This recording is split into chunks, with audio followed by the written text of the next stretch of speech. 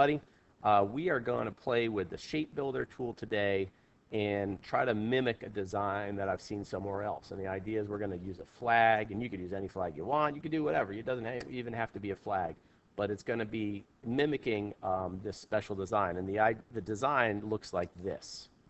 Okay, so what somebody did was they had an American flag, and they put their Nats logo on top of it, and then subtracted away what they didn't need. Now, I'm going to say I'm not trying to teach you how to do any trademark infringement or anything like that. This is just a cool way to practice a new, using the Shape Builder tool and practicing how to mimic designs you like. Okay, so I have a new design right here.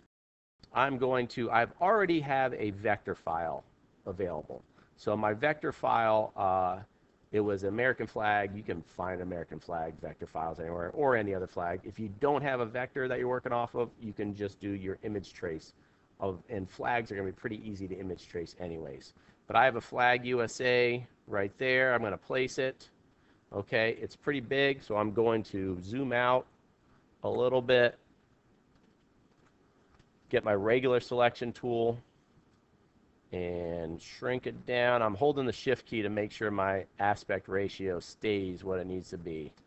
Okay, looks what I want, pretty much where I want it there. That's great. Let me zoom back in, and I'm going to make sure I hit embed, because it is a vector, but it has not, see those blue lines across, those diagonal lines means it's not embedded yet as a vector. So I'm going to hit embed. And now I can tell, because if I hit the direct selection tool, these are giving me separate rectangles. Everything else. Good. All right.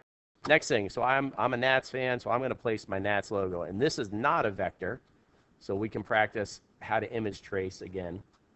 So I drop my Nats logo in, and again, I'm going to resize this to what I want. So I'm going to go to regular selection, the black arrow. I'm going to drag, holding my shift key to make sure it's a sizing I want it to be. That looks good like that. Okay, now I need to image trace. So image trace, it doesn't really matter if I did black and white or not. Sometimes I do black and white, then the whole shape is black and white. So I'm going to go to 3 colors. Doesn't really matter. Now I'm going to go to the image trace. If you're not sure, this is where you find the image trace panel, because I want to get rid of the white. I'm clicking ignore white, and I got rid of all of that. Now it looks the way I want it, and I have not expanded it yet, again, because I still see these blue diagonals. So I hit expand, and now I have a vector. Okay? All right, so I have these on top of each other the way I want it.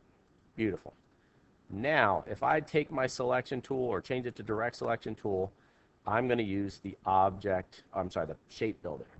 Now, what's strange is if I hit the Shape Builder, right now I can hover over the W, and it will shade in, meaning that's what I want. Except if I go over the other parts, it's not. And somebody way smarter than me can tell me why that is. I don't know why that is, but I did play around and figure out a way to fix it. So right now, because I'm going to subtract away. So if I did the plus, it would create new shapes where it is. If I do the minus, I can subtract away, which is what I want for this one. What I'm going to do is I'm going to cheat. I don't know why this is, but I'm going to go to my minus front. I'm going to hold down my Alt key while I do it. Okay, so I'm hitting the Alt key and then hitting minus front, and I'm going to get that, which is not what I want.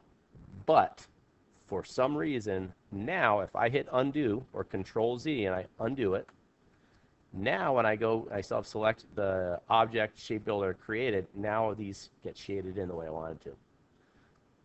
Somebody can tell me why, I don't know, but anyways, it works for me. So now I'm going to hold down the minus, and I am going to just subtract away what I don't want on the outside. Boom. All right, little pieces there. I can just delete those later too. All right, down here. I'm going to zoom in a second, but I'm just doing the large pieces. All right, now, let's zoom in. Okay, use that. Okay. Oop, not that. Control Z, I accidentally forgot to hold down the Alt, so I'm just subtracting, space bar. subtracting.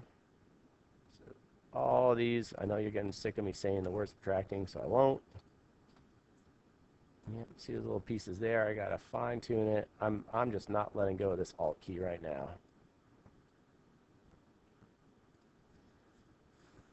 Boom, all the way through.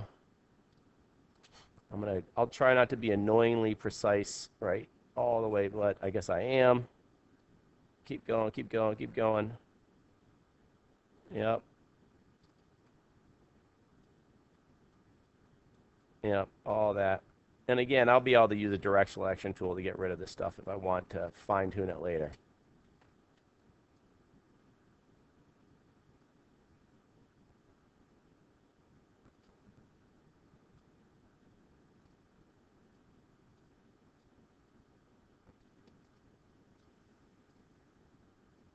A little bit there.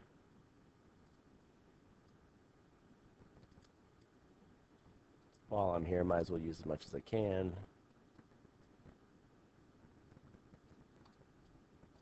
Okay. All right. Yeah, close enough. Okay. I'll stop doing it because I'm sure that's getting annoying. Now, that looks pretty good like that, right? I'm actually now going to take the, I'm going to hide. So if I go to my layers, let's see what I got. Okay, so if I have that piece in here, I have my Nats logo on front. Okay, and it's weird because I have these little shape lines going on. But if I hide it, I have that awesome W now. Okay, so let's see what I can do to fix it. So one thing, while that Nats logo is there, let me select it. With the object, I'm just going to make these all one solid W. Now, I'm going to take my W and I'm going to use it. I'm going to put it on bottom. So I select it. I'm clicking on just the layer somewhere here, dragging it down below. All right, let's hide the American flag for a second. All right, and I'm going to do an outer stroke with that W. Okay, can I see it? Well, no. Let's try it again. Now let's do it. Okay, I've hit selected, do that stroke, and get. And right now I have it on black, which is fine. I'm going to do stroke. It's hovering, it's splitting those lines. I can also switch and make it an outer stroke, which is kind of what I want because I want to just see the outside of it anyways. So that's the stroke I want. Big enough for what I need. Okay, now if I put the flag on top of it, okay, looks pretty good. While it's still selected though, I want to make this outer stroke. Instead of making it black, let's make it the blue of the American flag. So notice the panel here, I have foreground and background, okay? And I can select both, whichever one I click on will be what I'm going to change. So I'm going to click on the background. I'm going to click the eyedropper tool. And I'm going to hover over this navy blue, and I'm going to hold down the shift.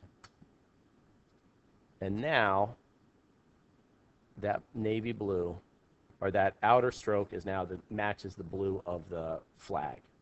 Okay, you can do a little cleanup here and whatever else you need, getting rid of any extra pieces.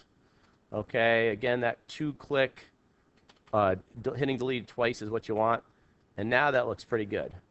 Okay, I might have some random pieces floating around everywhere, but that's okay. I can take this selection tool, move it to where I need to be, but now I have the logo I wanted. Okay, that's it for me. Thanks for watching.